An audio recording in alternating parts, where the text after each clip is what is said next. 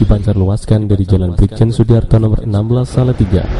Inilah Radio Bas 93,2 MHz. Mengenal indahnya Islam. Lidzakirina wadzakirat.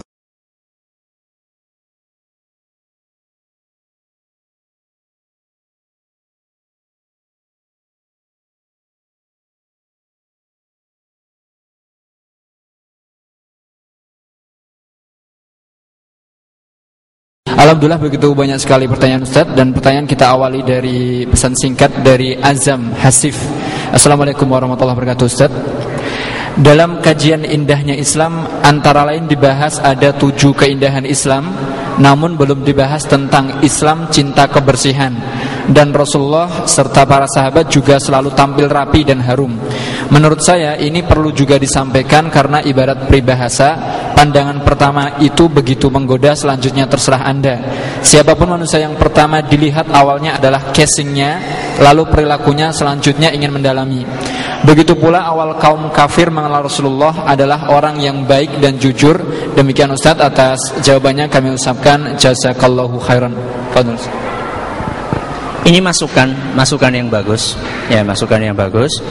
Memang perlu, ya, saya berencana untuk menulis, cuman belum kesampaian, bahwa Islam itu mencintai kebersihan.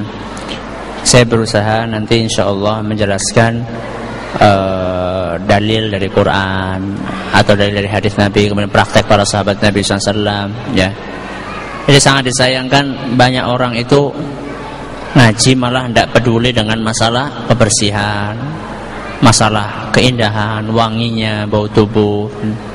Kadang-kadang kalau kita sholat itu menahan nafas sampai sesak nafas kita, karena ketika Allahu Akbar habis makan jengkol bar itu semuanya ber, atau ketika dia lagi ngangkat tangannya maknyos baunya ketiaknya, atau ketika dia lagi sujud, ya, baunya kemana-mana, atau kaos kakinya ya seminggu 2 minggu nggak dicuci, atau pecinya ya sampai warna pecinya itu berubah dari warna aslinya, dari putih berubah menjadi coklat, ya. Cobalah diperhatikan kebersihan, ya. Itu memang butuh pembahasan khusus. Terima kasih atas masukannya, ya.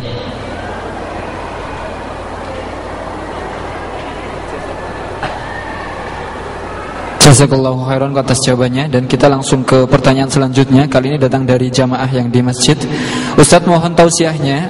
Ada seorang suami secara lahir dia taat beribadah dan rajin ngaji, tapi ada satu penyakit yang tidak bisa ditinggalkan, yaitu sering berhubungan dengan wanita lain lewat Facebook, SMS, telepon, bahkan berpacaran. Bagaimana sikap kami sebagai istri? Fadhil mashkurun Ustaz. Seorang suami penampilan lahiriahnya baik, tapi suka SMS-an, Facebookan, bahkan pacaran sama cewek. Ini lahiriahnya jelek ini. Masa kayak gini lahiriahnya baik? Lahiriahnya jelek, ya. Jadi ketahuilah, yang namanya beragama itu bukan hanya sholat, ya. Yang namanya ketaatan dalam Islam itu bukan hanya menjalankan kewajiban, tapi juga meninggalkan larangan. Ini 2 sejoli ini, menjalankan kewajiban, meninggalkan larangan. Jadi tidak cukup, ya. Dalam Islam itu tidak cukup hanya sholat, puasa, tapi juga harus meninggalkan larangan-larangan. Ya itu tadi, ya. Jadi kalau misalnya tidak ada keperluan, ngapain SMS, ya. Saya sempat bolak-balik ditanya, Ustadz, PIN BB-nya berapa Ustadz? BB apa ini? Bedak BB atau apa ini? Saya tidak pakai BB, saya bilang. Ustadz, Facebooknya alamatnya apa? Wah, saya tidak pakai Facebook. Kenapa Ustadz? Saya tidak ada waktu untuk buka-buka seperti itu. Coba sekarang yang rajin Facebook, saya tanya, juz amma sudah hafal atau belum? Hah? Atau sudah hafal 30 juz atau belum? Sudah hafal 30 juz atau juz 30? Juz 30 saja belum. Kayaknya waktunya itu banyak banget gitu loh. Saya tuh heran ya. Kayaknya waktunya itu luar biasa luangnya, sampai sempat-sempatnya ya. Kalau sesekali tanya tentang teman tidak apa-apa, tapi hari-harinya itu sampai tangannya itu keriting, jarinya itu sampai keriting kalau nulis itu. Ya Allah, juz amma belum apal, surat Al-Fatihah bacanya masih iya karena budu iya karena stangin, dari dulu tangin ya. Tidak diperbaiki ya. Kapan memperbaiki diri ya? Waktu kita di dunia ini sangat terbatas ya. Apalagi itu banyak madharatnya, banyak bahayanya, banyak sisi negatifnya ya. Kita perlu bandingkan antara maslahat dan madharat dalam kehidupan kita. Maka nasihatnya ya banyak-banyak melakukan hal-hal yang bermanfaat. Istri bagaimana menyikapinya? Dinasehati. Kalau ada suami yang seperti itu, dinasehati, jangan dibiarkan, dinasehati. Kalau misalnya tidak mampu untuk menasehati secara langsung, kirim SMS. Kalau perlu BBM-an. Kalau perlu BBM-an dengan suami, dinasehati suaminya. Tidak apa-apa kalau memang tidak bisa ngomong secara langsung. Ya. Nah, Ustaz, beralih ke pertanyaan selanjutnya, masih dari pesan singkat. Kali ini dari hamba Allah. Assalamualaikum Ustaz, semoga dirahmati dan diberikan kesehatan Allah Subhanahu wa taala. Ustaz, Islam adalah agama yang indah. Bagaimana sebaiknya umat Islam bersikap dalam alam demokrasi yang banyak partai politik seperti saat ini? Syukran, jazakallahu khairan. Islam adalah rumah. Islam adalah rumah yang damai. Kalau pengen kedamaian itu diteruskan, jangan bikin-bikin rumah di dalam rumah ya. Karena justru akan menimbulkan umat Islam terkotak-kotak. Maka berusahalah untuk bisa tetap berpegang dengan ajaran Islam yang benar. Kalaupun ada orang-orang yang salah atau menyimpang, dinasehati dengan cara yang baik. Insya Allah dengan seperti itu kita bisa hidup dengan damai di dalam ajaran Islam. Ya. Kembali ke pertanyaan selanjutnya, datang dari Ummu Yusuf Rafsanjani yang ada di Temanggung. Assalamualaikum Ustaz, barakallahu fik. Sebagian masyarakat dalam aktivitas beribadah kepada Allah masih terkontaminasi dengan subhat, hal-hal yang berselisih dengan sunnah Rasulullah dan berbau kesyirikan. Mereka tetap enjoy dan menikmati seperti meneguk air yang keruh, seakan selera terhadap kesegaran air yang jernih telah hilang. Ustadz, apakah hakikat dan tujuan ibadah yang seperti itu disebabkan karena motivasi duniawi saja?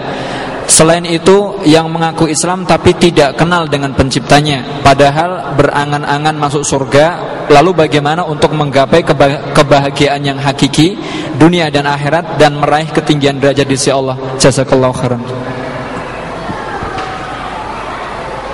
Tidak setiap orang yang terjerumus kepada bid'ah atau syirik, dia itu motivasinya duniawi. Ada di antara mereka yang memang tidak tahu, murni tidak tahu bahwasanya itu syirik atau bid'ah, sehingga dia terjerumus kepada perbuatan itu dalam keadaan dia meyakini bahwasanya itu adalah ibadah yang mulia. Maka dalam kondisi seperti itu kita perlu untuk berlemah lembut di dalam mendakwahi orang-orang tersebut ya. Karena bisa jadi dia meyakini bahwasanya itu benar. Inilah yang namanya syubhat. Salah diyakini benar, syirik diyakini tauhid, bid'ah diyakini sunnah. Inilah yang namanya syubhat. Maka kita berhadapan dengan orang seperti itu, kita perlu bersikap lebih arif lagi. Kita perlu berusaha menyampaikan dalil kepada mereka dengan cara-cara yang elegan, dengan cara-cara yang sopan, dengan cara-cara yang santun, dengan beradu argumen ya, tanpa mengedepankan emosional, tapi kita berusaha mendakwahi mereka dengan cara-cara yang lembut ya. Maka insya Allah dengan seperti itu Islam yang benar ini akan lebih tersebar di bumi pertiwi ini ya. Nah Ustaz, pertanyaan selanjutnya ada beberapa pertanyaan yang bisa dijawab sekaligus. Yang pertama adalah bagaimana cara bermuamalah dengan orang kafir. Misalnya apakah boleh kita berjabat tangan dengannya, kemudian bagaimana cara menyapanya. Kemudian yang kedua, apakah ada batasan-batasan bermuamalah dengan orang kafir. Dan yang pertanyaan terkait adalah bagaimana cara kita berdakwah kepada orang yang beda agama, serta bagaimana cara menjawab kalau Islam adalah agama yang terakhir, bukan berarti kita harus meninggalkan agama yang sudah diturunkan Allah Subhanahu wa taala.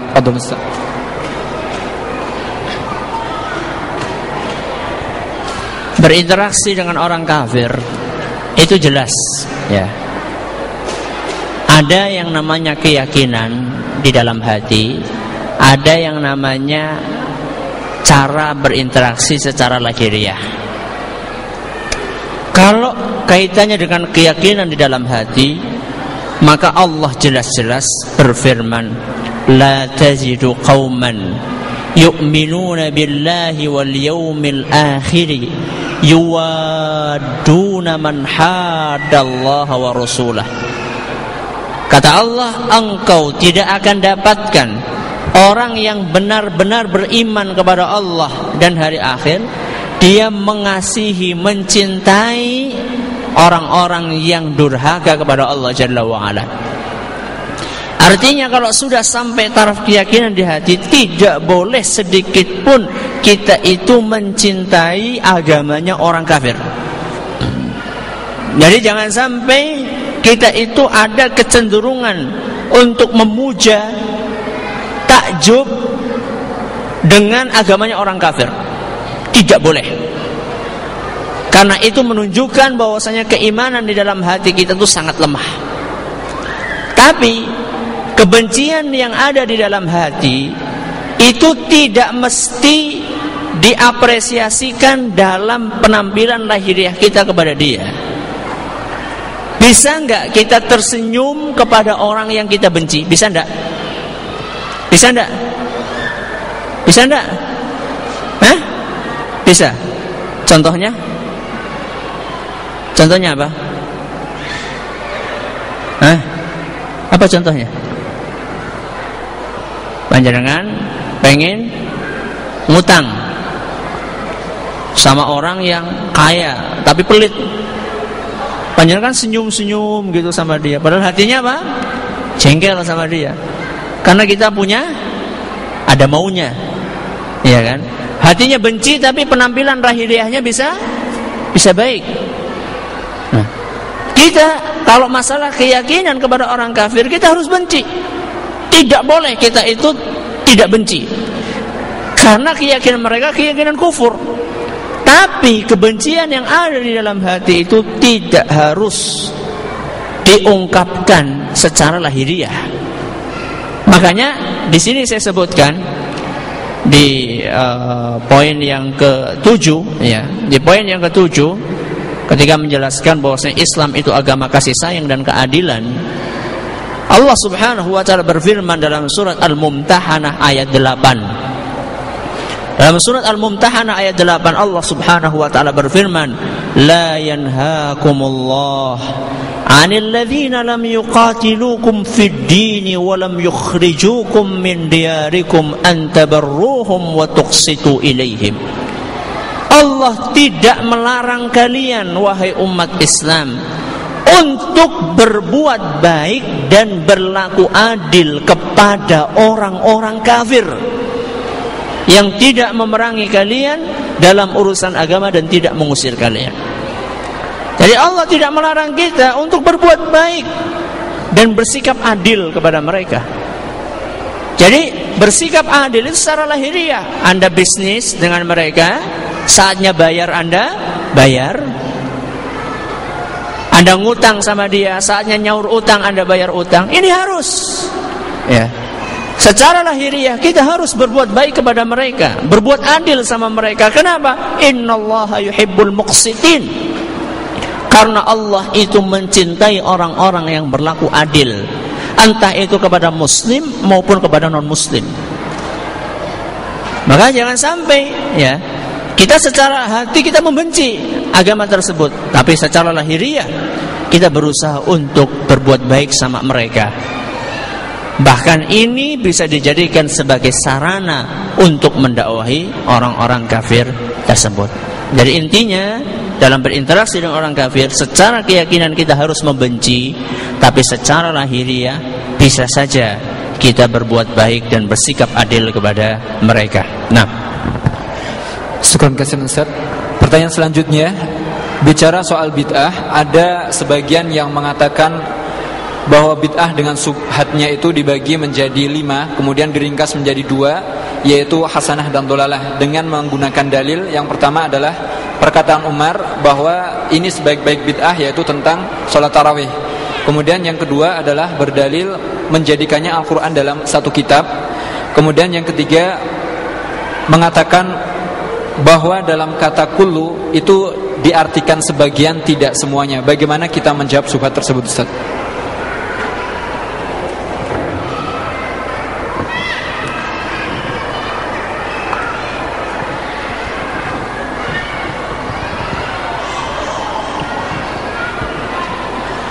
Sabda Nabi sallallahu alaihi wasallam, kullu bid'atin dhalalah. Sebelumnya Nabi sallallahu alaihi wasallam mengatakan wa kullu dhalalatin, atau sesudahnya Nabi sallallahu alaihi wasallam wa kullu dhalalatin finnar.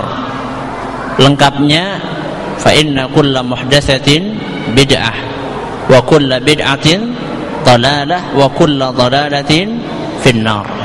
Ketahuilah bahwasanya setiap yang baru, maksudnya baru dalam masalah agama, itu adalah bid'ah. Kemudian setiap bid'ah adalah sesat, dan setiap kesesatan tempatnya di mana? Di neraka. Ini adalah bentuk penekanan dari Nabi SAW tentang bahayanya membuat hal-hal yang baru di dalam agama,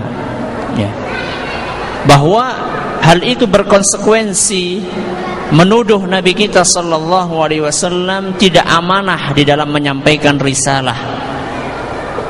Nabi sallallahu alaihi wasallam telah menyampaikan setiap apa yang diperintahkan oleh Allah untuk disampaikan.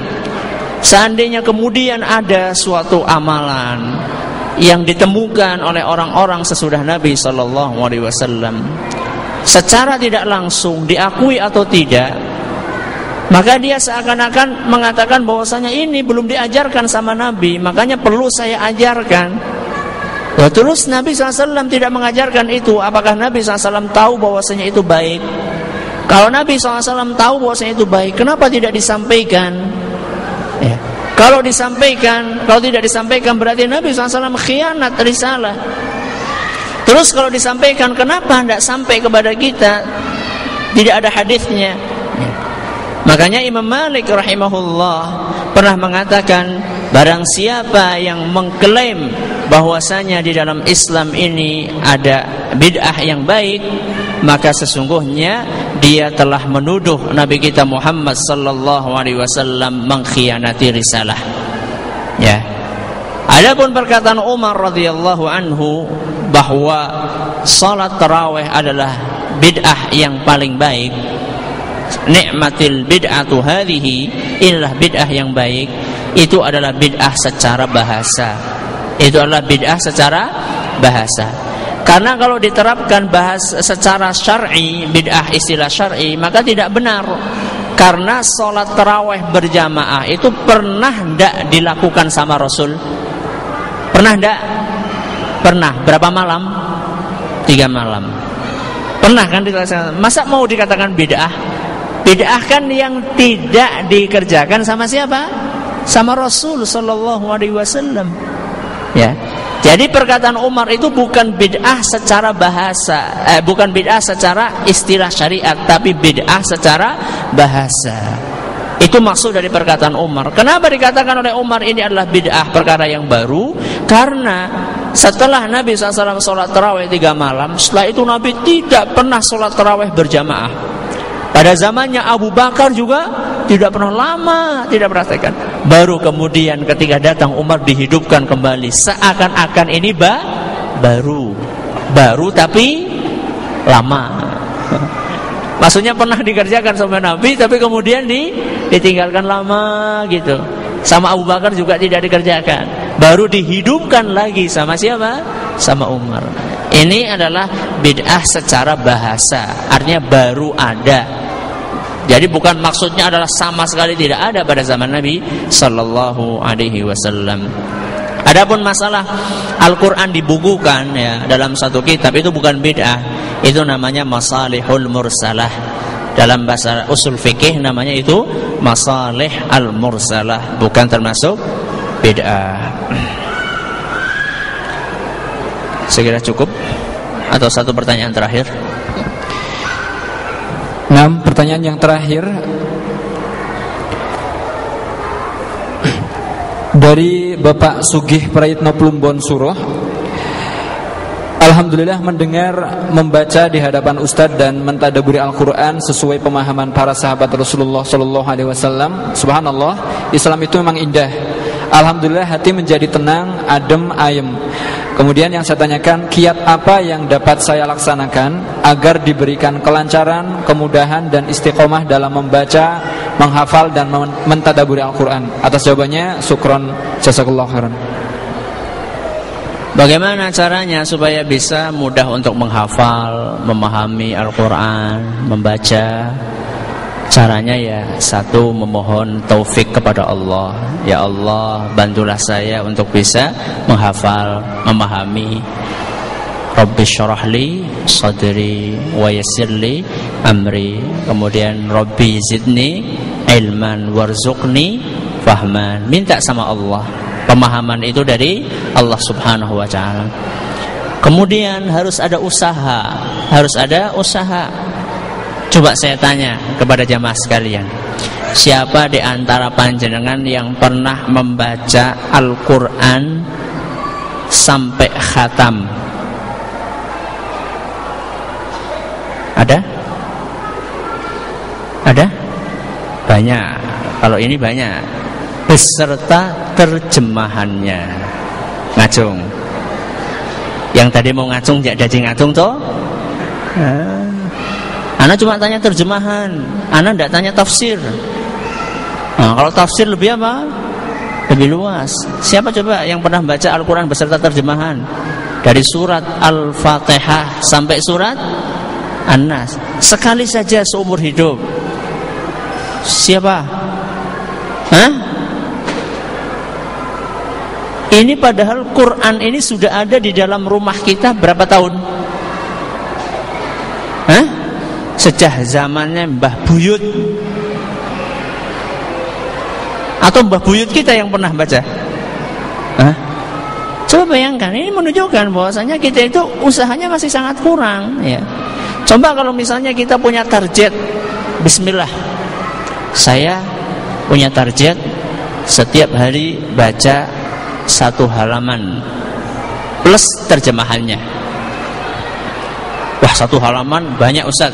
Ya sudah, saya kasih korting, diskon setengah halaman. Wah, banyak Ustaz. Masya Allah, setengah halaman banyak. Koran 30 halaman tidak banyak. Bayangkan ini. Ya sudahlah, kalau kayak gitu saya kasih diskon lagi 1 ayat. 1 ayat beserta terjemahnya setiap hari. Masih banyak juga? Kebangetan. 1 ayat setiap hari beserta terjemahnya. Rutin, tapi rutin. Jadi kalau panjenengan 1 hari 1 ayat, 1 tahun dapat berapa? 360 ayat. Panjenengan umurnya 50 tahun. Berapa ayat? 360 ayat kali 50. Berapa itu? Sudah melebihi Al-Quran kayaknya itu. Jadi kita punya target, ada usaha ya. Tidak sekedar berdoa sama Allah tapi tidak pernah usaha, ya sama aja ya. Jadi ada usaha ya. Cobalah setelah ini kita selain ada waktu sehari kita untuk membaca, kita juga ada waktu dalam keseharian kita untuk meluangkan waktu barang 5 menit, 10 menit untuk membaca Quran beserta terjemahannya. Minimal sekali lah seumur hidup.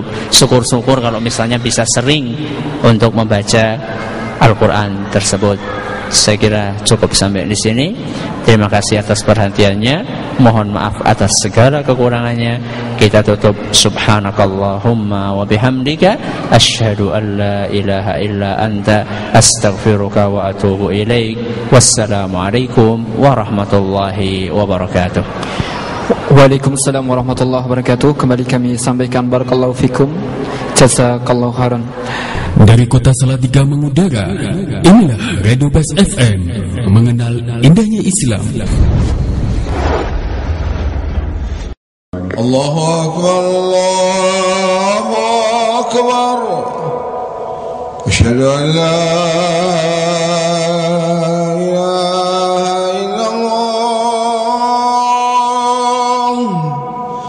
أشهد أن محمدا رسول الله حي على الصلاة حي على الفلاح قد قامت الصلاة قد قامت الصلاة الله أكبر لا إله إلا الله. استووا سووا صفوفكم وتراصوا تقاربوا وسدوا الخلل. الله أكبر الله أكبر.